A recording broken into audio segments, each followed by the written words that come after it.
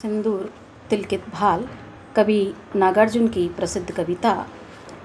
प्रस्तुत कविता में कवि ने प्रवासी जीवन की पीड़ा विवशता को व्यक्त किया है कि परिस्थितिवश वे प्रवासी जो जन हैं वे कितने एकाकी और भावात्मक और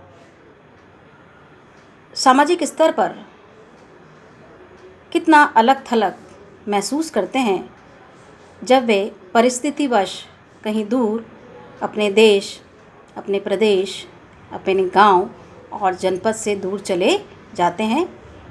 प्रस्तुत कविता में प्रवासी मन की इसी पीड़ा को कवि ने बड़ी सूक्ष्मता के साथ में व्याख्यायित किया है। देखिए, घोर निर्जन में परिस्थिति ने दिया है डाल, याद आता तुम्हारा सिंदूर तिलकित भाल। कौन है वह व्यक्ति जिसको चाहिए ना समाज, कौन है वह एक जिसको नहीं पड़ता दूसरे से काज। चाहिए किसको नहीं सहयोग, चाहिए किसको नहीं सहवास, कौन चाहेगा कि उसका शून्य में टकराए ये उच्छ्वास। यहाँ इन पंक्तियों में हमें जीवन के एकाकीपन की जो पीड़ा है कि परिस्थितिवश जो है वो प्रवासी मन है, प्रवासी जो जीवन है उसे भोगना, उस परिस्थिति में जीवन व्यतीत करना उनकी विवशता है। अन्यथा कौन नहीं चाहता। यहाँ पर कवि सिंदूर तिलकित भाल जो भारतीय संस्कृति में सुहाग का प्रतीक है, उसके माध्यम से वह अपनी संपूर्ण सांस्कृतिक जो है वैशिष्ट्य के साथ में अपनी सांस्कृतिक जो चेतना है उसके साथ में आत्मीयता के भाव के साथ में अपने गांव और अपने लोगों के साथ में जुड़ता है, उन्हें याद करता है और उनकी स्मृतियों के साथ में वह एकाकीपन का जो समय बिताना उसकी विवशता है, मजबूरी है, उसको कम करने की कोशिश करता है। तो कहता है कि कौन ऐसा व्यक्ति है जो नहीं चाहता कि वह समाज के बीच में रहे, अपने लोगों के साथ में रहे, अपनेपन की जो है गर्माहट उसे मिलती रहे। ऐसा कौन व्यक्ति है, चाहिए किसको नहीं सहयोग, ऐसा कौन है जिसे सहयोग नहीं चाहिए, किंतु परिस्थिति ने उसे यहाँ अपने लोगों से दूर डाल दिया है। और कौन व्यक्ति चाहेगा कि वो एकाकीपन की पीड़ा को भोगता हुआ टकराए ये उच्छ्वास। श्वास, लंबी लंबी श्वास ले, और ये कौन चाहता है, ऐसा कोई भी नहीं चाहता। हो गया हूँ मैं नहीं पाषाण, कहते हैं कि मैं भी मनुष्य हूँ, मेरे भीतर भी स्पंदन है, मैं पाषाण नहीं हो गया हूँ, अभी मेरे भीतर जो है भावनाएं जीवित हैं, किंतु ये मेरी मजबूरी है। तो वह अपनी पत्नी का जो सिंदूर से सजा हुआ भाल स्मरण करता है और उसी के सहारे अपने गांव और अपने लोगों के बीच में पहुंचता है। जिसको डाल दे कोई कहीं भी, करेगा वह कहीं कुछ भी ना विरोध, करेगा वह कुछ नहीं अनुरोध, वेदना ही नहीं उसके पास, फिर उठेगा कहाँ से निश्वास। मैं न साधारण सचेतन जंतु, यहाँ हाँ ना किंतु और परंतु, यहाँ हर्ष विषाद चिंता क्रोध, यहाँ है सुख दुख का अवबोध। वो कहता है कि मैं जो है पत्थर नहीं हूँ, मेरे भीतर भी भावनाओं का स्पंदन होता है, और ऐसा भी नहीं कि मुझे जो चाहे जो कहीं डाल दिया जाए और उसका विरोध भी वो ना करे। मैं ना साधारण सचेतन जंतु, यहाँ हाँ ना किंतु परंतु, भले ही जिस स्थान पर मैं रह रहा हूँ वहाँ यहाँ हाँ ना किंतु परंतु ना हो, यहाँ है सुख दुख का अवबोध, लेकिन यहाँ पर सुख दोनों का सम्मिश्रण यहाँ पर है, वो जो मुझे महसूस हर पल होता रहता है। यहाँ हर्ष विषाद चिंता क्रोध, वो कहते हैं कि मैं पाषाण नहीं हूँ, मेरे भीतर भी क्रोध है, भावनाएं जीवित है, हर्ष है, विषाद है, चिंताएं हैं, सब कुछ मेरे भीतर समाहित है।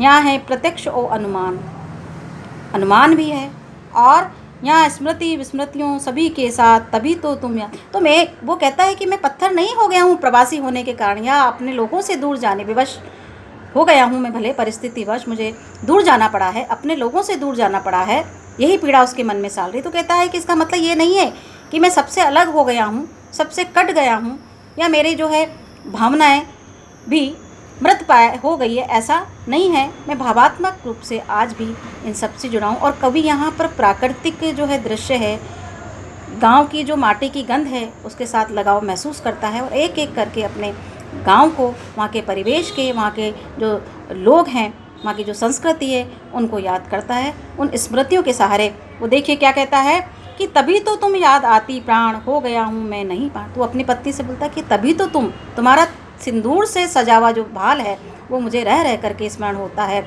और वो तुम्हारी और अपने सभी आत्मीय जो जन हैं उनकी याद मुझे दिलाता है। तो यहाँ पर हमारी जो संस्कृति है उसका वैशिष्ट्य भी कवि नागार्जुन सिंदूर तिलकित भाल का उल्लेख करते हुए उसको यहाँ पर रेखांकित करते हैं।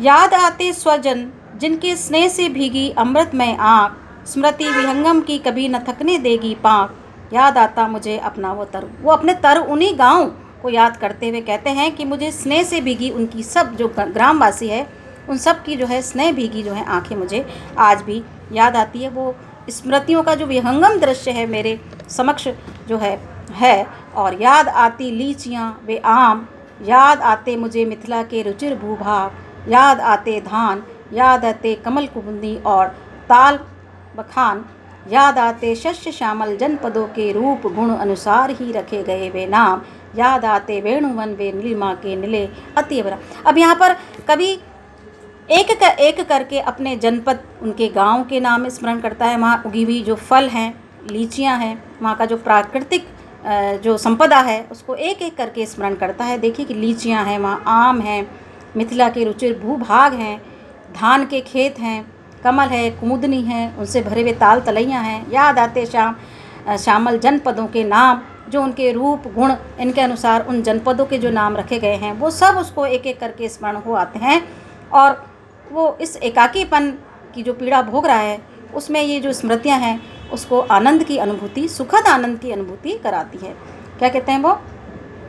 और यहाँ पर धन्य वे जिनके मृदुलतम अंग हुए थे मेरे लिए पर्यंक, धन्य वे जिनकी उपज के भाग, अन्न पानी भाजी साग, फूल फल ओ कंद मूल, अनेक विध मधु मांस, विपुल उनका ऋण सदा सकता न मैं दश मास। वो कहता है अपने ग्रामीण परिवेश, अपने माटी की गंध, अपनी संस्कृति, अपने लोगों के आत्मीयता का स्पर्श याद करते हुए कवि कहता है वहाँ की जो संस्कृति है और वहाँ की जो प्रकृति है उनके साथ जुड़ाव महसूस करते हुए जहाँ उसने अपना बचपन बिताया है उनको वो अभी भूला नहीं है। भले ही परिस्थितिवश वो उनसे दूर हो गया है, लेकिन कहता है वो उन्हें भूला नहीं है। वो एक एक बात, वो एक एक जो चीज़ें हैं, एक एक उसकी स्मृति में वो सारी की सारी जो है घटनाएं, सारे के सारे लोग, सारी जो प्राकृतिक संपदाएं हैं, खेत हैं, बाग बगीचे, लीचियाँ, आम, सब कुछ उसकी स्मृतियों में अभी भी जीवंत है, जिनके सहारे वो अपने एकाकीपन की जो पीड़ा है उसको कम करना चाहता है। आगे देखिए कि मैं तो जैसे ही मैं उनकी जिन लोगों ने यहाँ पर अपना सामाजिक परिवेश, अपना सांस्कृतिक परिवेश सबको यहाँ पर कवि प्रस्तुत करता है अपनी कविता के माध्यम से। वो कहता है कि भले ही दूर जा कर के वहाँ का सांस्कृतिक परिवेश सामाजिक परिवेश से सामंजस्य नहीं हो पाता, भले ही उसकी सभी आवश्यकताएं पूर्ण हो जाती हैं, लेकिन वो कहलाता तो प्रवासी है। वहाँ उसको आत्मीयता का, वो उनसे जुड़ नहीं पाता है मन के स्तर पर, आत्मा के स्तर पर। उसे अपना जनपद, अपने गांव के लोग, अपनी पत्नी, सिंदूर तिलकित भाग, सब कुछ याद आता है। कहता है कि फल फूल, मतलब ऐसे लोग धन्य हैं, उनके मृदुलतम अंग जिनके सहारे उसने जीवन के बहुत सारे समय को, एक बहुत बड़े हिस्से को व्यतीत किया है। वो मेरे लिए किसके समान थे? पर्यंक। उनकी जो गोदी थी, उनकी मृदुल स्पर्श से भरी हुई जो अंक था, गोदी थी, उनका जो स्पर्श था वो उसके लिए पलंग के समान। और धन्य वे जिनकी उपज के भाग, और जिनकी जो अन्न साग भाजी, जिनके स्वाद को आत्मसात करते हुए, जिसके स्वाद को महसूस करते हुए फल फूल कंद मूल आदि को से जो है वो पला है, बड़ा हुआ है, वो सब उसकी स्मृतियों में तैर रहे हैं, उसको याद आ रहे हैं, क्योंकि वो परिस्थितिवश उन सबसे दूर चला गया है। कहता है कि मैं चाहूँ तो भी जो ऋण इन लोगों का, जो मेरे अपने लोगों का, जो जिन लोगों ने मुझे इतना बड़ा पाल पोस करके बड़ा किया है, या जिन लोगों के साथ में मैंने अपना जीवन व्यतीत किया है, तो मैं चाहूँ भी तो उसका 10वां जो अंश है वो भी मैं ऋण के रूप में चुका नहीं सकता। किंतु आज मेरी विवशता है कि मैं परिस्थितिवश प्रवासी हो गया हूँ, और वो प्रवासी होने की जो पीड़ा है वो मुझे हमेशा सालती है, क्योंकि यहाँ सब कुछ है, लेकिन जो अपनापन है, जो आत्मीयता का स्पर्श है, जो अपनेपन की गंध है, वो दूर दूर तक वो महसूस नहीं कर पाता है। यही पीड़ा उसे सालती है। तो यहाँ पर एक तो एकाकीपन की पीड़ा, दूसरा यहाँ पर सांस्कृतिक भिन्नता, और तीसरी बात यह है कि अपने लोगों के साथ में प्रकृति का जो जुड़ाव है, अपने लोगों का जो आत्मीयता का जो भाव है, उन सब की कमी जो है कभी महसूस करता है। तो यहाँ पर यह भी है कि यदि कोई व्यक्ति बाहर जाता है, प्रवासी हो जाता है, तो उसके जीवन में वो भावनात्मक स्तर पर, सामाजिक स्तर पर कहीं न कहीं सामंजस्य करने में उसको कठिनाई अवश्य आती है, क्योंकि वो जहाँ पर उसने समय व्यतीत किया है उस स्थान को, वहाँ के प्राकृतिक वातावरण को, वहाँ के सांस्कृतिक परिवेश को, वहाँ के सामाजिक परिवेश को, वहाँ के भूभाग को भूलना नहीं पाता है। तो कवि नागार्जुन भी सिंदूर तिलकित भाल कविता के माध्यम से इसी पीड़ा को यहाँ पर व्यक्त करते हैं। वो कहते हैं कि हृदय से पर आ रही आवाज़, धन्य वे जन वही धन्य समाज, यहाँ भी तो हूँ न मैं असहाय, यहाँ भी है व्यक्ति और समुदाय, किंतु जीवन भर रहूँ फिर भी प्रवासी कहेंगे। देखिए पीड़ा, देखिए यहाँ पर क्या कहता है वो, कि यहाँ पर ऐसा नहीं कि समाज नहीं है, यहाँ ऐसा नहीं कि व्यक्ति नहीं है, और यहाँ पर ऐसा भी नहीं है कि वो असहाय या बिल्कुल ही विवश हो गया है, लेकिन उसके मन में पीड़ा क्या है कि वो कुछ भी कर ले, लेकिन जीवन भर उसे लोग क्या कहेंगे, प्रवासी ही कहेंगे। हाय, वो क्या कहता है कि मरूंगा तो चिता पर 2 फूल देंगी डाल। कहता है कि ऐसा भी नहीं कि मैं प्रवासी होने के बाद में सब कुछ मैं लोगों को भुला, तो वो कहता है कि जैसे ही मैं मरूंगा तो मेरी चिता पर 2 फूल डाल दिए जाएंगे।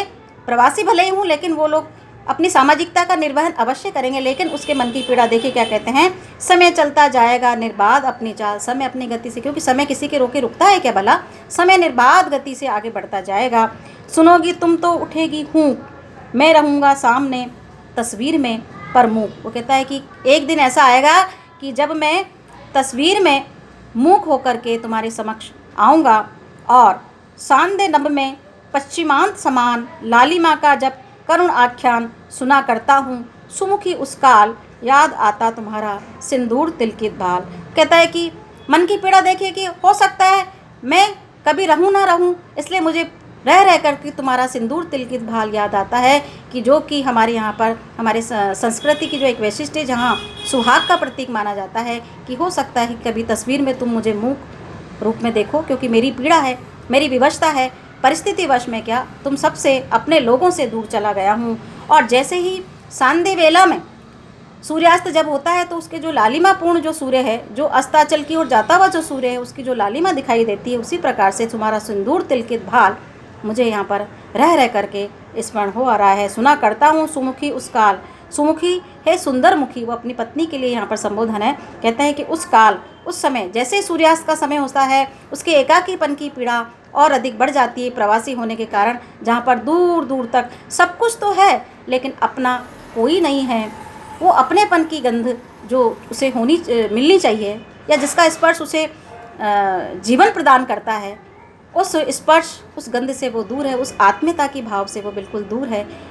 उसका जो प्रवासी होने का जो एक जो पीड़ा है, वो सदैव उसको सालती है कि वो भले से कुछ भी हो जाए, कितने ही वर्षों तक वहाँ रहे, लेकिन कहलाएगा तो वो प्रवासी।